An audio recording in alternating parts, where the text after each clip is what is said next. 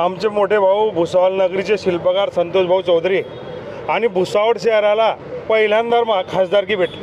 भुसावळ शहरातून कॅन्डिडेट पहिल्यांदा भेटला तर भुसावळकर काय पूर्ण भुसावळ आनंदित आहे आणि पूर्ण ताकदीनिशी संतोष भाऊ निवडून येतील आणि लाखोच्या लीडने निवडून येतील। इतक्या ताकदीने मिळू आम्ही आणि इतक्या ताकदीने काम करणार। संतोष भाऊ महाविकास आघाडीमध्ये, मी प्रहार संघटनेमध्ये आहे, पण मी बच्चू भाऊंच्या कानावरती टाकलं होतं की भाऊ माझ्या भाऊंना तिकीट भेटतंय आणि बच्चू भाऊंनी मला सांगितलं की तू तुझ्या पद्धतीने काम कर आणि त्या पद्धतीने मी संतोष भाऊंना निवडून आणण्यासाठी जीवाचं रान करणार आहे। एक लहान भाऊ लक्ष्मण म्हणून कसं काम करतो त्या पद्धतीने आम्ही काम करणार आहे। रावेर असेल, आम्ही सर्वात जास्त लीड जामनेरमधून घेणार आहे आज तुम्हाला सांगतो। सर्वात जास्त लीड जामनेरमधून राहणार आहे।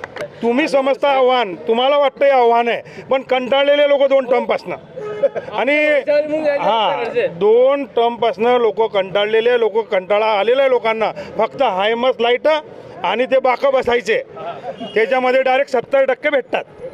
त्या पद्धतीचे काम आहे, दुसरे कामं नाही आणि काम शून्य, कर्तृत्व शून्य खासदार इथं होते।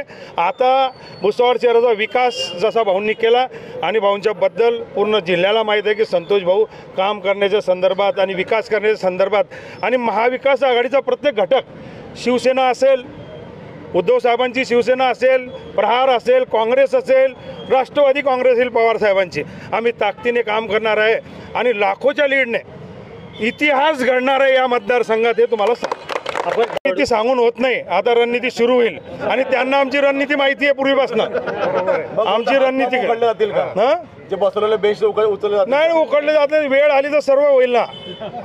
प्रहार संघटना सोडून आम्ही, आमचे जे भाऊ आहेत त्यांचा आदेश आम्ही घेतो आणि भाऊने जिथं भाऊंच्या मनासारखे लोक असले तिथं भाऊंनी मला आदेश दिला मदत करायची आणि भाऊंनी सांगितलं की मी संतोष भाऊंना मदत करायला येईल। किती मतांनी आपण उमेदवार विजय करू शकतो? कमीत कमी 4 लाखाच्या वरतीच आम्ही लीड घेऊ।